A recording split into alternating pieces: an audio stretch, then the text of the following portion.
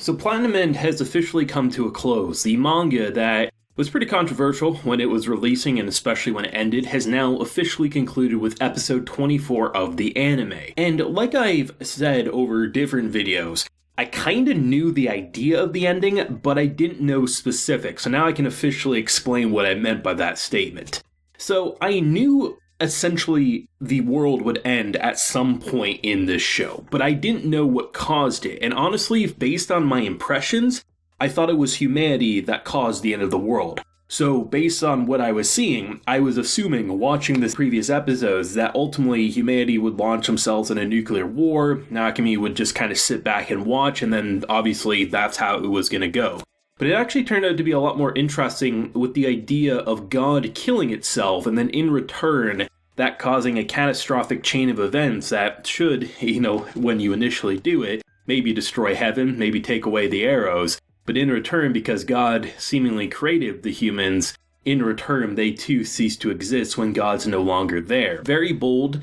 I can understand why people may not like it, because bad endings or tragic endings are not a majority-liked thing. Most people like happy endings, happily ever afters, and things like that. For me, I love tragic endings. And what I ended up doing, which I normally don't do, is I read the last couple of chapters of the Platinum End manga before this episode released, because one, I knew I'd want to reflect on the ending longer than just 10 minutes before I get up here to record the video after concluding the episode. But two, I kind of got triggered because I had someone last week basically tell me, I can't wait to hear how much you hate the ending. And that just bothered me because clearly, based on how much I've been praising the show to begin with, you should probably assume I'm not going to hate the ending, or at the very least feel as vicious towards it as you do. And I just really dislike when people try to force that opinion on me. Like, I love the ending, but I'm not going to say people can't dislike the ending at the same time, right? So I wanted to experience it for two different reasons, and I'm glad I did, because reading it, I thought to myself,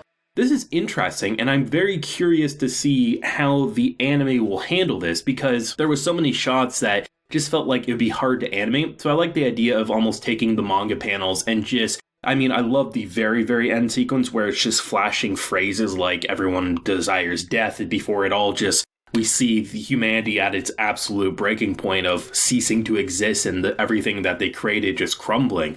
But I think the idea of what this ending represented, as you have our character fighting for control as he's merging with God, you have one of the angels keeping an eye because until they are merged, things could go awry, especially considering the fact that, can you really completely trust that this kid's not going to do something he shouldn't? And the entire idea of, basically just simply observing for almost 6 years the people that he was in contact with, they're seemingly happy, they're praying to God, they're enjoying God, but then when he takes a step back and looks at it from a worldview, it's pretty tragic. The original God is saying that his job is to observe.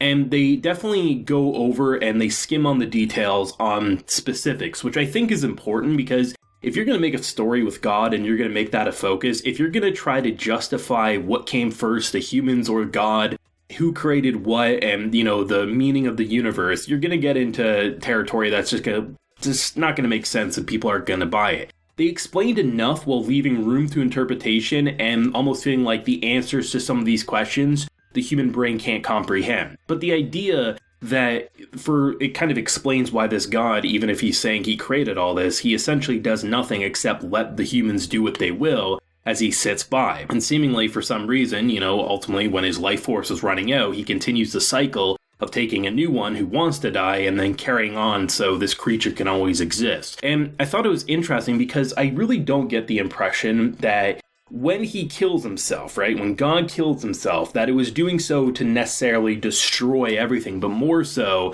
it was a kind of mistake of destroying the heavens and taking away the power, but at the same time, in doing so, because the answer comes back to who created what, humanity ends up falling at the same time. And I think this is where it comes to an interesting conundrum, because as a whole, a lot of people ended up dead that probably didn't want to die and don't have the same response as Mirai and Saki. But at the same time, given the perspectives we've been following and the fact that everything eventually ends, and no matter if it happens tomorrow or a million years in the future, someday humanity will cease to exist, right? And the idea that Mirai and Saki look at it as they've had over 6 years together, longer than initially intended, thanking Nase, thanking their god, because ultimately they got to be and die with the one that they loved. And to them, as much as they may have wanted it to continue, they still are happy at the end of the day. And happiness is such an interesting concept in this series because it's surrounded by so much despair and heartbreak. And I think in certain cases, when you're dealing with a story about God and potentially the apocalypse, having them succeed isn't the worst thing ever. But I think given the type of conversations and personalities we interacted with,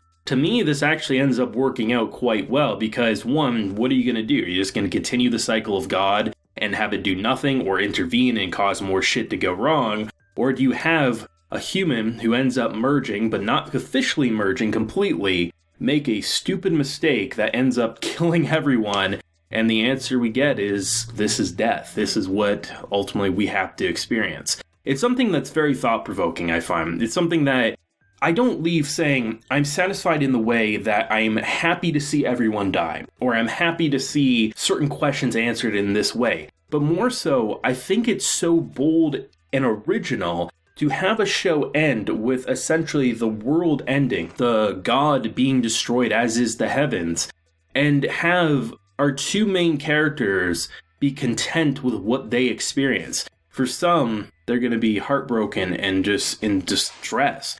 And then you have others who are happy to be with the one that they loved. And everyone's reaction, I feel like, is justified for what we just experienced. And yeah, this will be a controversial ending, but I think controversy makes things last in the long run. And like the episode, despite me enjoying it, it's not perfect on a production level. I think it was definitely one of the roughest around the edges episode. A lot of wide shots with some disproportioned character models. But honestly, with the shit they were saying and some of the more intense imagery, it didn't bother me all too much, but I do think a Blu-ray touch-up, this is the episode that would probably get it more so than others, just to make it a bit more clean and detailed, rather than maybe some of the lesser drawings that we did see in this episode. But honestly, minus some art details, to me, this is an episode I really enjoyed. For me, this was not a bad show in the slightest. I think this was a fairly damn great show, and that's why I say, man, when I hear people love or hate something, I take note of it, but I'm going to make my own decisions. And I really thought there was going to come a point that I would switch tunes. I thought maybe in the second half of the anime, but no, I loved it. I really, really did. I get if people don't like it for certain reasons, like maybe they wanted more of an action hero rather than a normal kid like Mirai, but I think from the perspective shifts with this author and